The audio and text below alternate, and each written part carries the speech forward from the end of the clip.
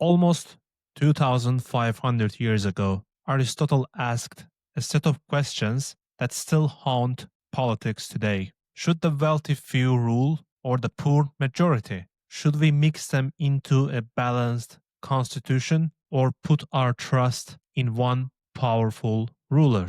What's the difference between being governed and being dominated? Is the most stable government found in compromise, a mixture of democracy and oligarchy, or in the hands of one extremely powerful leader? If democracy runs on freedom, oligarchy on wealth, and aristocracy in virtue, what happens when these principles collide? Well, today we are diving into Book 4 of Aristotle's Politics, chapters 5 through 10, where Aristotle gets his hands dirty. He moves past abstract theory and starts dissecting how regimes actually work in practice, from the different shades of oligarchy and democracy to the rare balance of polity, and finally to tyranny, the worst of all. These chapters aren't about ideals anymore. They're about the real struggles between the few, the many, and the one, and what happens when law gives away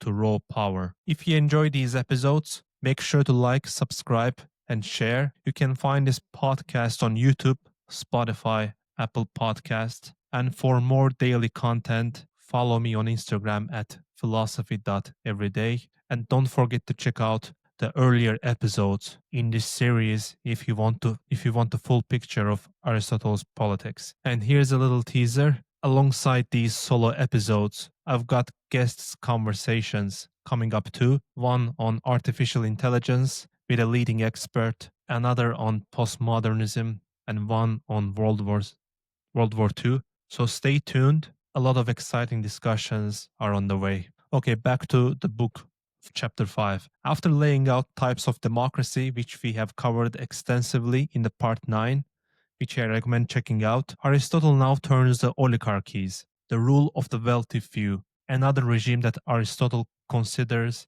as deviation from the correct regime. He says there isn't just one type of oligarchy, but 4 types, arranged from mild to extreme. First type is when offices are open to anyone who owns a modest amount of property. It is restrictive, but not too extreme. The second type raises the bar. Only those with much larger property qualifications can serve, and in addition, current office holders get to choose who joins them. The third type makes it hereditary. Sons succeed their fathers, so power passes down the family line. The fourth type, according to Aristotle, is the most extreme and corrupt version. Here, law has no authority. Whatever the few decide themselves becomes the rule of the day. Aristotle calls this the rule of the powerful. He says it's basically the mirror image of the worst kind of democracy, where the mob rules by decree-based democracy. Check out the part 9 where I talked about this extensively. Except here, it is a handful of the rich ruling by decree. Then Aristotle makes an important observation looking at the past. Says that sometimes a regime doesn't look like what it actually is. A city might call itself a democracy, but in practice, it might be controlled by a small oligarchic elite. Think about all those people's republics that existed in history. Or a city might actually be an oligarchy, but the rulers might govern with a populist style, appealing to the crowd, pleasing the crowd. So even though it looks like democracy, mob rule, it actually resembles oligarchy in practice. And this is something that often happens in revolutions, Aristotle says. Leaders use the people to gain power, but once they win, they centralize everything into the hands of a few. So according to Aristotle, every revolution starts with the people and ends with a handful of men concentrating all the power and actually resembling oligarchy more than the democracy. So Aristotle, according to Aristotle, lesson here is quite simple. So just like democracies, oligarchies come in different shapes and forms, and the further they drift away from the law, the more they decay into domination by a handful of powerful men. and actually becoming more like oligarchy in practice. So very weirdly, in chapter 6, Aristotle starts categorizing democracies and oligarchies one more time, as if he hasn't already done it. If you check my part 9 of this series, you will see that where we went extensively into chapter 4, where Aristotle talked a lot about different types of democracies and which types are more extreme and which types are more tolerable. But interestingly enough, in chapter 6, Aristotle says, let's we haven't done it so far yet. Let's just categorize all democracies and oligarchies in a different way. But it is normal because of the way the book Politics is structured. Because politics, as I mentioned before in the previous episodes, wasn't supposed to be a book that was written to be published. Very different than the way today books are written. It was a collection of notes preserved by his students in academia, most likely. That's the interpretation that most scholars agree on.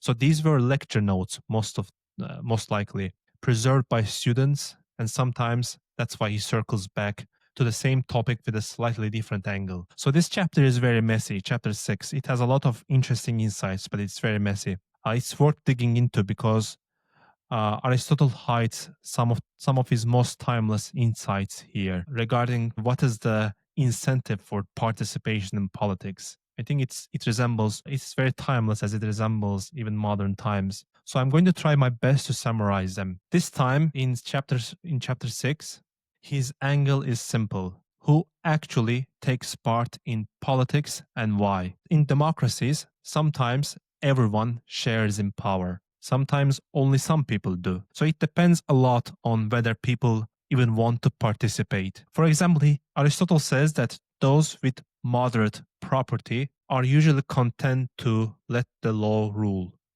Why? Because they are busy working. They are busy surviving. They don't have endless leisure time to debate every single issue. They only step in when necessary. They do not have time to deal with everything, so they are okay to put the law in charge and only participate if strictly necessary. Resembles modern times a lot, yes? No one really these days participate every day in how schools are organized, how kindergartens are run. But sometimes when necessary, for example, if there is a referendum that happens, everyone participates, everyone has a say. Okay, back to Aristotle. When citizens are excluded altogether, even when they are legally full citizens, but practically blocked from the office, that is when democracy tips towards oligarchy, according to Aristotle. So unless you have wealth, you can't afford the time to participate in this framework. But underlying all of these is Aristotle's idea that to take part in the politics of the city, you need to have spare time. You need to be able to afford to have spare time. And this is Aristotle's central big idea. Politics requires leisure. Human beings, by their nature, care first about survival, food, safety, livelihood. Only once those needs are met do people bother with politics. That's why usually the wealthy, the few dominate in reality, according to Aristotle, because they have the time. It usually happens that those who are already rich or are secure have time to deliberate and hence participate in politics. So, what happens according to Aristotle in practice, given this reality that politics require leisure time? In many cities, the poor majority simply don't care. They are too busy surviving. They are content to let the law rule or let someone else handle the government if they are happy with it, if their needs are met. So Aristotle actually says that letting law rule is better in these cases because it keeps the stability without dragging everyone into politics who doesn't want to be there. And interestingly, Aristotle says that there is other type of democracy where resources are abundant. Even poor people have time to be at leisure. He says that in such wealthy societies, where even the poor can afford to be at leisure, it flips. Now the majority has time to deliberate, and they want to rule directly. The result is a democracy where the will of the people overrides the law all the time. It is very similar to decree-based democracy that we talked about in the previous episode. It's almost seems like he's repeating the same ideas. He's repeating his theory, but it's written down by two separate students. So that's, I think, what's really happening here is that Aristotle gave a lecture, and then there were two people that captured the notes. One captured in a different way, other captured in a completely different way. And that's why we see that in the book itself, in chapter 4 and chapter 6, he starts categorizing democracies two times. Sounds very similar, but in a different words and giving different examples. So that's what I believe that's really happening here. But anyways, what's really interesting about this chapter is that Aristotle also looks at oligarchies and tries to also categorize oligarchies, not only democracies. So here Aristotle identifies three types of oligarchies. Just a reminder, democracy is the rule of many for the benefit of the many. Oligarchy is the rule of few for the benefit of the few. Aristotle considers these two regimes fundamentally deviant, not correct, because they really care about the benefit of the one specific group. Democracy cares about the benefits of the majority. Oligarchy cares about the benefits of the few. While democracy is more tolerable than oligarchy, both are deviant because end goal that they are trying to achieve is not the end goal of the city. It is the end goal of the one group of people, according to Aristotle. So both the people in democracies and oligarchies confuse the concept of justice with the interests of their ruling class. And that's why Aristotle says that they are not correct regimes. Check out the other episode where I talk about this a lot. Okay, back to the types of oligarchies. He says there are three types of oligarchies. Mild oligarchy, soft oligarchy, in other words, is where many citizens own property, but only in modest amounts. Since there are more of them and they are not ultra rich, they are content with letting law to be supreme. They don't have endless leisure since they are not ultra rich. So they can't micromanage every decision. So in these cases, the amount of people that holds property is a lot, and they all participate in politics. So it's very soft form of oligarchy. Yes, there is a restriction in participating in politics, but that restriction is not too extreme. A lot of people can participate. And it's not the case that one single group or one single person dominates everything. Second type is stronger oligarchy.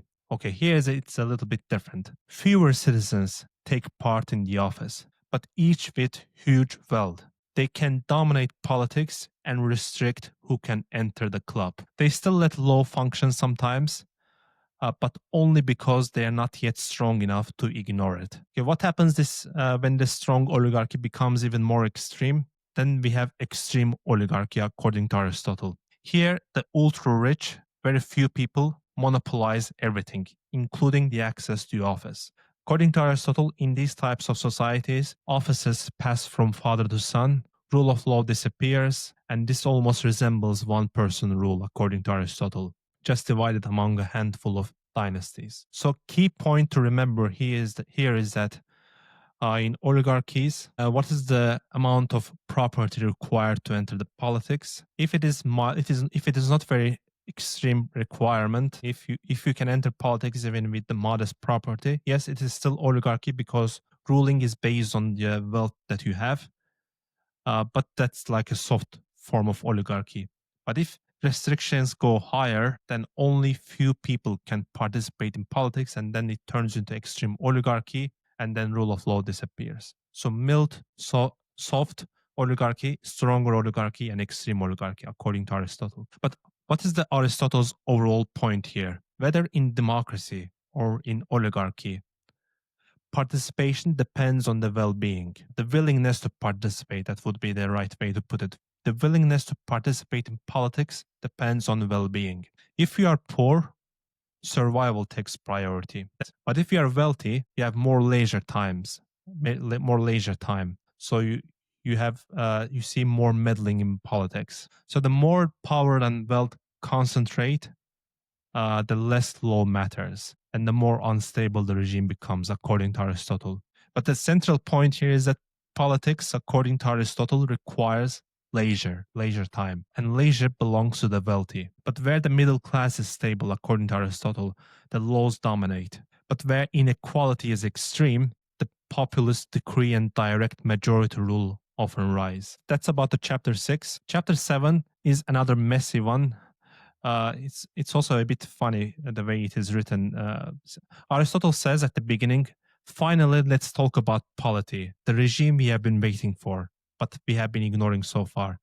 But then he says, let's just stop there and forget about polity and let's investigate what the hell is aristocracy first. First, a reminder, polity is one of the three correct regimes according to Aristotle. If monarchy is best, aristocracy comes second, and polity is the lowest of the correct regimes, but still correct. But then after that, you get the corrupt ones according to Aristotle: democracy, oligarchy, tyranny, in the order of preference. So what is polity? In short, it is when the majority rules for the benefit of all, not just for the benefit of themselves. It is majority rule aimed at common good. You can also roughly say that, of course, this is my own interpretation reading Aristotle. Some people may disagree, is that you can also roughly say that what separates polity from democracy is that in polity, majority do not ignore the interests of the minority. However else we decide what does minority mean here, whether wealthy, whether capable people, whether whatever. Whereas this is what happens in democracies. Majority rules for majority and the interests of the minority are ignored. So Aristotle points out here, interesting enough, is that polity hasn't really existed much in history, and which is probably why he says most thinkers skip over it. They don't spend too much time explaining what is polity, whether this is desirable, how does it come along, and so on. As I said earlier, even though he teases polity in the beginning, then he goes back to aristocracy. He says, let's just stop here. We'll return to polity another time. Let's just focus on aristocracy. That's what should be the focus here, as if he's trolling his readers. So instead, he uses this chapter to revisit aristocracy, the regime where the few rule, but they rule for everyone's benefit. So the key point here is that according to Aristotle, aristocracy is the rule of the virtuous few, not the wealthy few, not the militarily powerful few, only those who are distinguished by virtue, like the club of philosopher kings, like very few enlightened, virtuous people come together and they rule for the benefit of the all. So not the wealthy few, but the virtuous few. If it was wealthy few, that would be oligarchy, according to Aristotle. But also Aristotle notes that in practice, some regimes assemble aristocracy without fully being one. And here we see Aristotle putting his practical cap on his head. He gives an example from Carthage and Sparta. In Carthage, power is shared between wealth and the people. Aristotle says that in Sparta, power is shared between virtue and the people. But it's not fully correct because its only focus is the military. By the way, I talk about this in my part 3 of this series. Check out where Aristotle also criticizes Sparta and why he considers Sparta a deviant regime. So according to Aristotle, Spartans never learned how to live in leisure. Remember what we said about Aristotle's politics is that politics require being in leisure, knowing how to be in leisure once all your needs are met. So Spartans never learned how to live in leisure, or they never cultivated broader virtue. In Sparta, everything was about war. That was the end goal. But according to Aristotle, the end goal of humanity is the human flourishment, as he talks about this extensively more in the other book, Nicomachean Ethics, which I want to do series in the future when the time comes. But today, let's stick to politics. So in summary, the chapter 7 is less about polity itself and more about clarifying what aristocracy really is and is not, and why most regimes that look like aristocracy are actually hybrids. Then we enter chapter 8. Okay, at the beginning, Aristotle says, okay, no more messing around, no more trolling. Guys, let's finally talk about polity. Let's see what the hell is polity that I have been talking about since book 1, but I haven't really laid out what the hell is polity. So what is polity?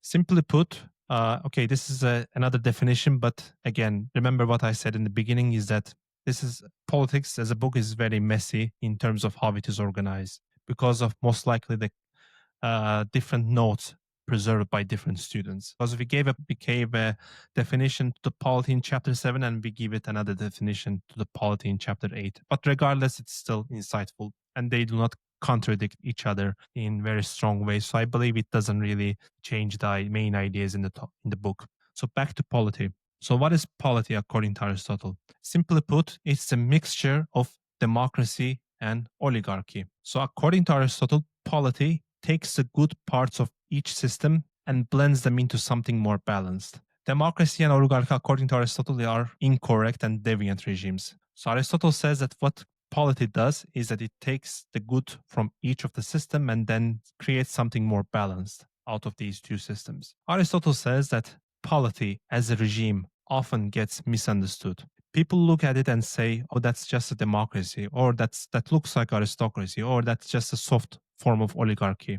But according to Aristotle, polity is its own thing, a mixed constitution. To understand it better, Aristotle gives us three big principles that define regimes: virtue, wealth, and freedom. According to Aristotle, virtue is a defining principle of aristocracy. Wealth is a defining principle of oligarchy, and freedom is a defining principle of democracy. Why? In aristocracy, in order to participate in politics, you have to be one of the virtuous few people. You have to be a philosopher king.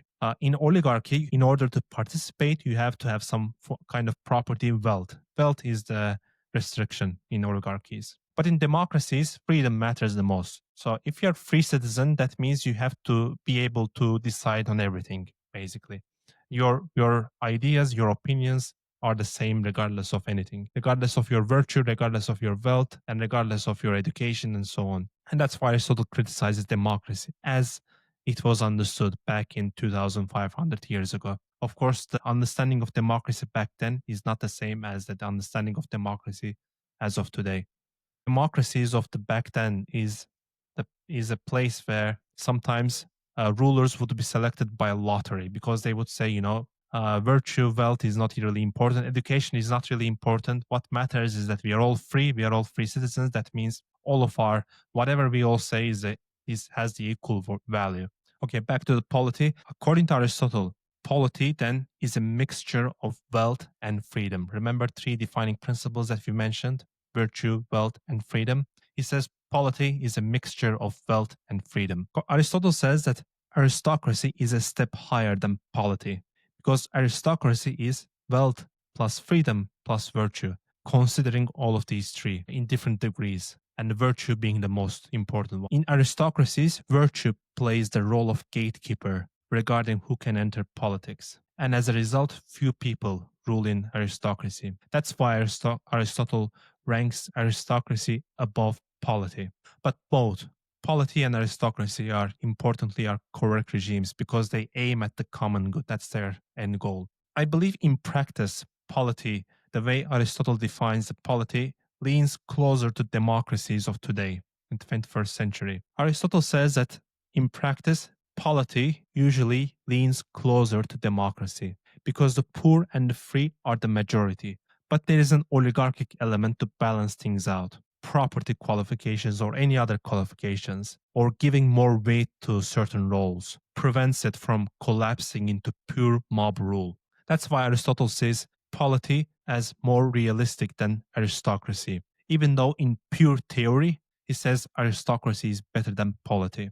Because aristocracy's concern is about finding a handful of supremely virtuous rulers, philosopher kings, which sounds noble in theory, but it's a very difficult task in practice. But polity's concern is very practical. Its concern is about balancing competing interests of poor and wealthy so that the system holds together. And he says this is attainable for the most cities. How can you balance the interests of the rich and the few without getting rid of them, making sure that society doesn't collapse? So that's the concern of polity. That's more practical compared to aristocracy in most cases, even though in theory aristocracy sounds better. So polity, according to Aristotle, is the political middle ground, part democracy, part oligarchy. And polity isn't utopia, it is a compromise between different clashing interests. So Aristotle's idea also foreshadows the modern argument that a strong middle class stabilizes democracies. So balance between rich and poor, so that it's not the case that one part dominates the society and politics. Next chapter, chapter 9, is short but really important because Aristotle finally shows how a polity emerges out of democracy and oligarchy. So, how the polities emerge in the first place? He says that secret is that uh, polity borrows elements from democracy and oligarchy, and that's what makes it balanced. From oligarchy, polity borrows the idea of elections or restrictions to politics in general. The offices aren't just filled by random chance, like in radical democracies of ancient Greece, where rulers were literally chosen by a lottery, or where everyone would come together into the one hill and they would decide on everything. Instead, polity leaders are elected, which creates some gatekeeping, so not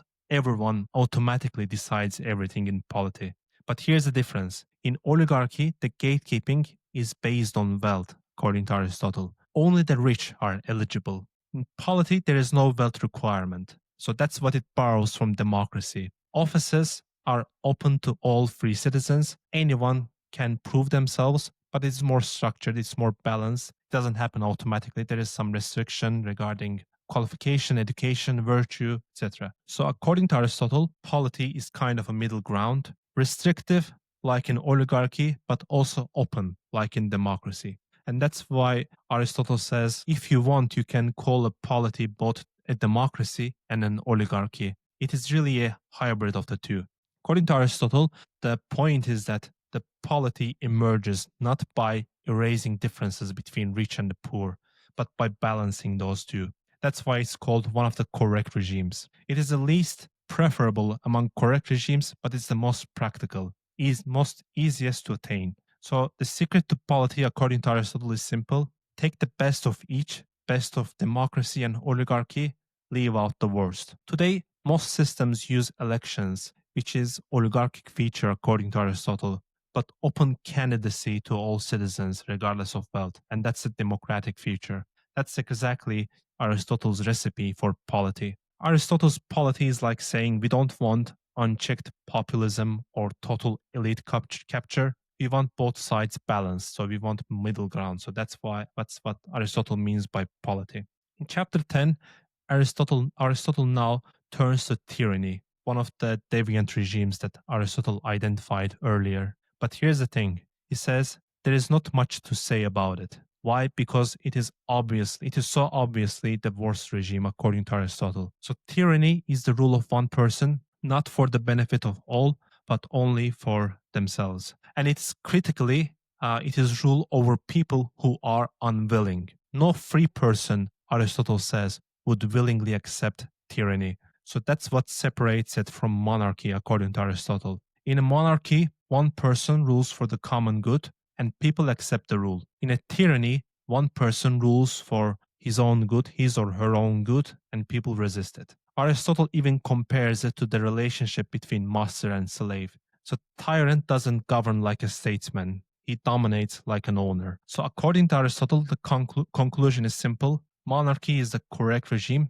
Tyranny is its corrupt twin. One aims at justice, one aims at the common good of the city, the other aims at the raw power or the benefit of the ruler. So in summary, monarchy is the rule of the one for the benefit of all over willing people, and tyranny is the rule of the one for the benefit of the one over unwilling people, like master-slave relationship. Aristotle says that monarchy is correct regime, while tyranny is a corrupt regime. Okay, to summarize, what have we discussed about today? In these middle chapters of Book 4, Aristotle digs deeper into the messy realities of oligarchy, democracy, and their hybrids. He shows that oligarchies come in degrees, just like democracies, from soft property rule to the raw domination of the few powerful, and that democracies also shift depending on whether law or passion is supreme. He insists that politics always comes back to leisure and wealth. Those who have time to rule, those who have time, they rule. Those who don't, step back. From this struggle, the mixed regime of polity emerges, borrowing stability from oligarchy and openness from democracy, aiming at balance rather than extremes. And finally, Aristotle says that Aristotle describes the darkest regimes of all, tyranny. Tyranny, according to Aristotle, is monarchy's corrupt twin, where one person rules unwilling subjects for his own good alone. Across all these chapters, I think Aristotle's message is that real politics is not about purity, perfection, or coming up with one perfect regime, but it's really about mixtures, balances, and compromises between competing interests in society. If you enjoyed this episode, make sure to like, subscribe, and share. You can also find this podcast on Spotify and Apple Podcasts by searching for Philosophy Every Day. And for more daily content, follow me on Instagram, philosophy.everyday. And don't forget to check out earlier episodes in this series if you want the full picture of Aristotle's politics. Bye bye.